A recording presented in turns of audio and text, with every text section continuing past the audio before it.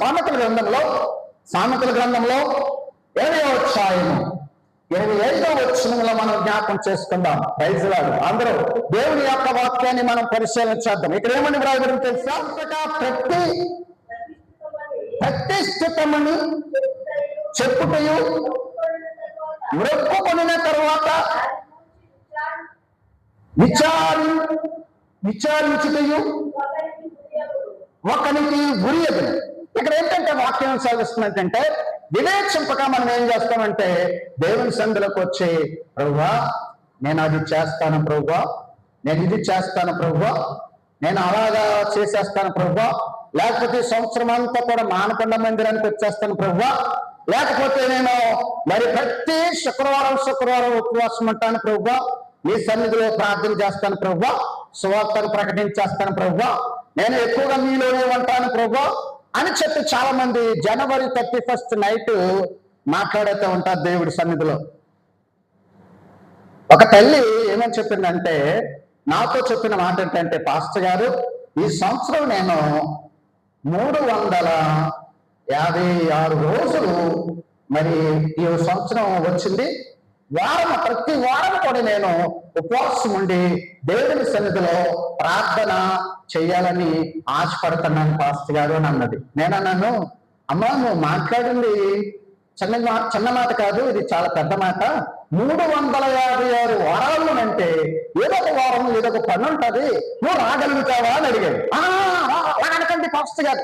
అబ్బో దేవుడి సన్నిధి అంటే ఏమనుకున్నారో, నేను దేవుని సన్నిధిలో మొక్కుకున్నానండి పాస్టర్ గారు, ప్రతి వారము ఉపవాసం ఉండి దేవుని సన్నిధిలో ఈ మందిరంలోనికి వచ్చి నేను ప్రార్థన చేయాలని ఆశతో ఉన్నాను పాస్టర్ గారు. నన్ను గదినేసి మనుషులు ఏం చేస్తారంటే గదినేస్తారు. ఎవరైనా ప్రశ్నించి నువ్వు చేయగలవా, నేను చేయలేనంటావా, నువ్వు మాట్లాడుతున్నావు కానీ చేయగలవా, నేనేమో చేయలేను, నేనే ఎలా కనపడుతున్నాను నీకు, నేను తేడాగా కనపడుతున్నా అలాగని చెప్పేసి దెబ్బలు వేస్తారు, గొడవ పెట్టేసుకుంటారు. ఆలోచించి మాట్లాడాలి. ఆ తల్లి చెప్పింది అలాగని 1 వారమేమో 2 వారాలేమో వచ్చింది, మిగతా 354 వారాలు రాలేదు. ఇలా రాకపోయేసరికి ఏమవుతుందని చెప్తున్నాను ఇక్కడ వాక్యం చదవండి ఒకసారి. వివేచింపక ప్రతిష్ఠితమని చెప్పుటయు మొక్కుకున్న తరువాత దారిని గూర్చి విచారించుటయు ఒకరికి ఉరియదును. విచారించకుండా ఆలోచించకుండా పలానా రోజు నేను దేవుని దగ్గర మాట్లాడాను దాని గురించి మనం ఆలోచించకుండా మనం ఉన్నట్లయితే నీ ప్రాణానికి అది ఉరితోడుగా మారుతుంది. ప్రియమైన దేవుని బిడ్డలారా, దేవుని సన్నిధి అంటే ప్రతి ఒక్కరికి ఎలా కనిపిస్తుంది అంటే ఇదేదో కోతుల పోరాటం కింద ఉంటుంది, లేకపోతే ఇదేదో సెంట మార్కెట్ కింద ఉంటుంది. కొంతమందికి ఎలా ఉంటుంది, వెళ్తున్నాములే వస్తున్నాములే అనేటువంటిది ఒక చులకనగా ఉంటుంది. ఇక్కడ దేవుడు ఉన్నాడని గమనించాలి, దేవుడు మన మాట వింటున్నాడని గమనించాలి, మనం దేవుని సన్నిధిలో ఉన్నామని గమనించాలి. మనం ఏది పడితే అదే మాట్లాడడానికి వీలు కాదు. ప్రియ దేవుని బిడ్డలారా, దేవుని సన్నిధానంలో ఈ మధ్యాహ్న కాల సమయంలో దేవుని మాట వింటున్నా నీవు నేను కూడా బహు జాగ్రత్తగా ఉండాలి. కాబట్టి మాట్లాడడం సులువే, చేయటం చాలా కష్టం. మాట్లాడడం సులువే, చేయటం చాలా కష్టం. కాబట్టి చాలా మంది మాట్లాడతారు కానీ చేసేవారుగా ఉండరు, చాలా మంది చేస్తారు కానీ మాట్లాడేవారుగా ఉండరు.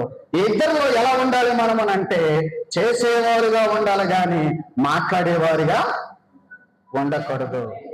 హల్లెలూయా. ప్రభు సంఘంలో ప్రార్థన చేసిన పాస్టర్ గారికి నా హృదయపూర్వకమైన వందనాలు.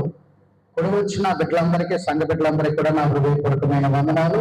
ప్రభు కృప మీ అందరికీ తోడేంటి నడిపించును గాక. పరిశుద్ధ గ్రంథముల నుంచి దేవుని యొక్క వాక్యంలో మనం జ్ఞాపకం చేసుకుందాం. ప్రసంగి గ్రంథము 5వ అధ్యాయము 2వ వచనాన్ని మనం చదువుకుందాం. ప్రసంగి గ్రంథము 5వ అధ్యాయము 2వ వచనంలో దేవుని యొక్క వాక్యమును మనం చదువుకుందాం.